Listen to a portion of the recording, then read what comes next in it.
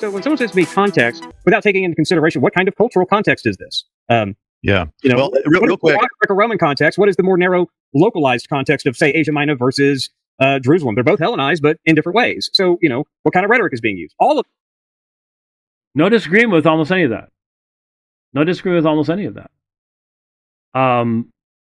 And I would say that when that is balanced with serious exegesis of the text itself, that the original statement about there are no strong passages for Calvinism sounds even more crazy than it would otherwise. That has to go in. And so it just seems to me that Calvinists have not done a lot of the legwork required.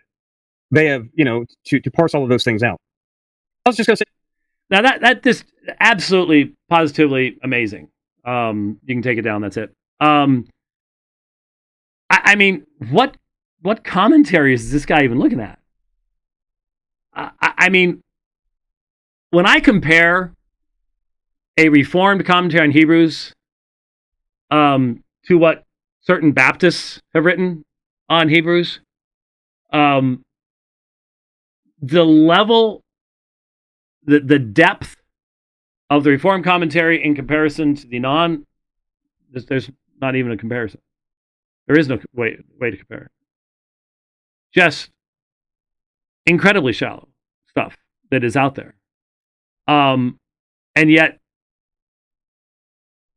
how do you deal with Murray's commentary on Romans, Moo's commentary on Romans?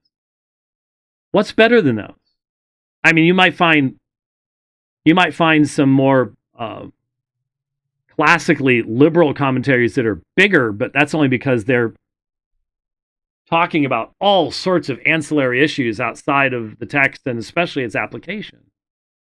It's just self-deceptive, in my opinion, to actually come to the conclusion that Reformed exegetes haven't done their homework. I would turn that back and say, let's see your work. I don't see anything coming from you that has much way of depth to it. Where's your work? Strange stuff. Strange, very, very strange, odd stuff. So it was in that context that a comment was made. Bookmark, there it is. Okay. Yeah, so this is the other guy. This is the guy that was on the other side of the screen. Didn't say anything in that. This is Braxton Hunter. So it's not Pritchett, it's Hunter. But like I said, these three are the primary people there at that school. But if Soteriology 101 is a Pelagian, isn't that because God determined he'd be one? Okay, so here's this. It's so repetitive, but it needs to be looked at. And we're going to go a couple of minutes over because we lost a couple of minutes. And that's how it works. Or are you saying he's got that wrong? If you roll your eyes at it because you think he's not taking secondary causes and so forth into consideration, he doesn't think that resolves the underlying problem of determinism. It's not that he is unaware of all the nuance Calvinists present. He's more fluent in it than the vast majority of Calvinists. That is simply not true. You are deceived if you think that. I mean, you're deceived if you think this man was ever truly reformed. I've had many of the people who knew him back then who have contacted me and said, you need to understand he was not. It's instead that by making the kind of statement you don't like, he is pointing concisely at what he and non-Calvinists see as the remaining problem when all caveat and nuance has been discussed. So in other words, it says the Twitter X version of what I just said sounds like you're saying, not interested in hearing about the most glaring problem with my position. So what's the most glaring problem with my position? For these guys, it's that there is a decree of God. They are anti-decretalists. So, there's no decree of God. So, this is why they cannot come up with a coherent theory or understanding of the knowledge of God. That is why when Leighton Flowers tried to deal with this subject with Genesis 50, it was embarrassing. Absolutely face-plantingly embarrassing. Because one of those texts that Calvinists don't have in the Bible is so clear. You meant this for evil. God meant it for good.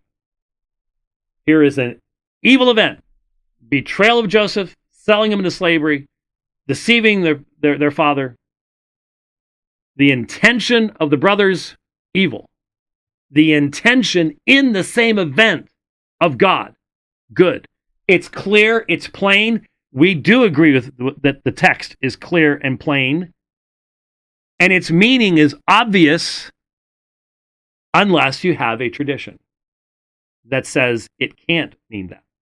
Okay? And that's where you guys are. That's not where we are. So when it comes to this idea, well, okay, so if he's a Pelagian, hey, God decreed it. That somehow is meant to be an argument? Why is that meant to be an argument? Isaiah chapter 10. Two texts. Just first of all, I wonder what a certain pagan king would have thought of this. Because in Daniel chapter 4, we have the interpretation of the dream. And notice what Daniel says. Speaking of Nebuchadnezzar, let his heart be changed from that of a man, and let the heart of a beast be given to him, and let 7 periods of time pass over him. This edict is by the resolution of the watchers, and the decision is the command of the holy ones, in order that the living may know that the Most High is the powerful ruler over the kingdom of mankind, and gives it to whom he wishes, and sets up over it the lowliest of men. So we have the observation of the spiritual realm, looking at what God is doing upon earth, how he is justifying his creative act. And there is a decree that is revealed by the dream of what's going to happen to Nebuchadnezzar. And it is in order that the living may know that the Most High is the powerful ruler over the kingdom of mankind. Not that mankind is the ruler of the kingdom of mankind. Not that God's realm of freedom is limited to what he can do as the result of what mankind allows him to do by their sovereign actions. That's not what it says. That's not the perspective. And when that dream comes true, and Nebuchadnezzar loses his mind, basically, period of time takes place. He lives out there amongst the animals. But at the end of those days, Daniel chapter 4, verse 34, I, Nebuchadnezzar, lifted up my eyes toward heaven, and my knowledge returned to me, and I blessed the Most High, and praised and honored him who lives forever. For his dominion is an everlasting dominion, and his kingdom endures from generation to generation. And all the inhabitants of the earth are accounted as the deciders of all things? No, as nothing. As nothing. All the inhabitants of the earth are accounted as nothing. But he does according to his will, not their will, his will in the host of heaven. Oh, that's fine. He can do that in the host of heaven. And among the inhabitants of earth. And no one can strike against his hand or say to him, what have you done? Is it this one of those texts where we can all agree about what's being said, right? And what it means? What it means? So, here's a pagan king who comes to understand the sovereignty of God is amongst the inhabitants on earth. It's not theoretical. It's not just out there someplace. It's real. And you want to see how real it is? Okay. Again, there aren't any passages, strong passages for quote-unquote Calvinism in the Bible, remember? We just heard that from a distinguished professor, right? In Isaiah chapter 10, we have these words, starting in verse 5. Woe to Assyria, the rod of my anger, and the staff in whose hands is my indignation. I send it against a godless nation, and commanded against the people of my fury, to capture spoil and to seize plunder and to trample them down like mud in the streets. So, Deuteronomy 28 and 29.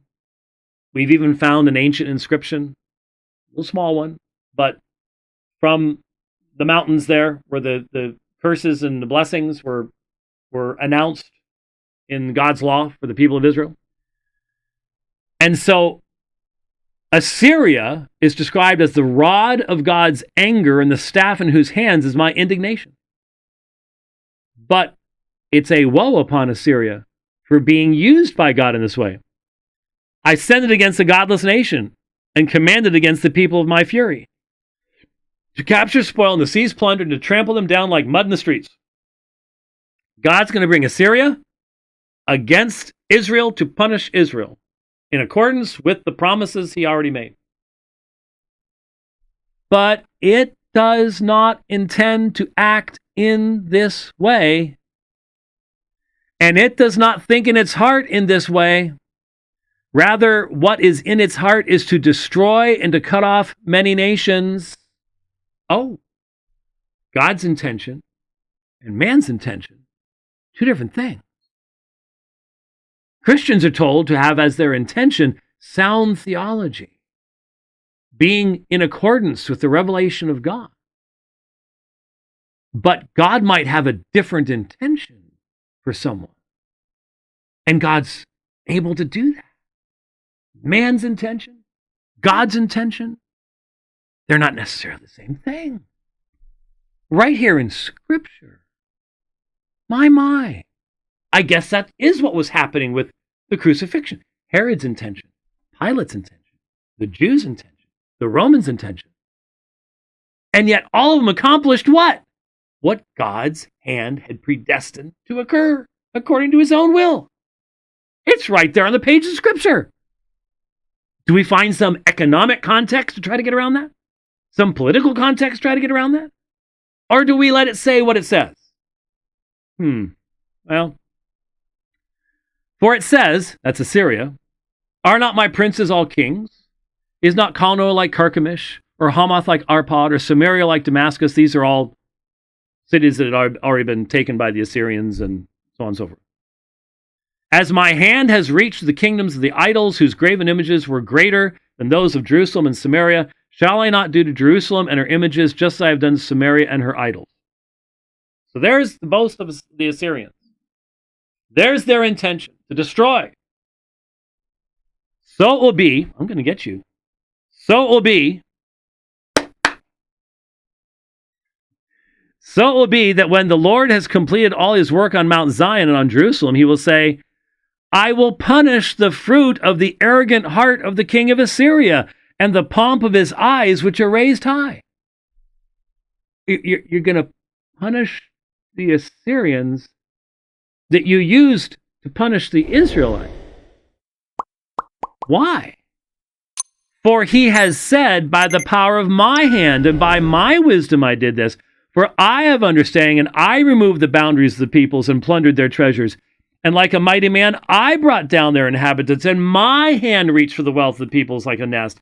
As one gathers abandoned eggs, I gathered all the earth, and there was not one that flapped its wing or opened its beak or chirped.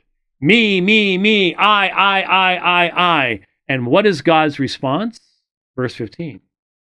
Is the axe to boast itself over the one who chops with it? Is the saw to magnify itself over the one who wields it? That would be like a rod wielding those who lift it, or like a staff lifting him who is not wood. Do you hear that? God uses men as his instruments and then holds them accountable for the intentions of their hearts. It's right there on the pages of Scripture. And your humanism will not allow you to see it. So when you sit there and say, well, hey, come on, it doesn't, God decreed that he be a Pelagian, so it doesn't matter. What if God decreed that he be an Assyrian? And then he uses the Assyrian, and then he punishes the Assyrian. You see, if you don't start with God, you end up making stupid, ridiculous statements.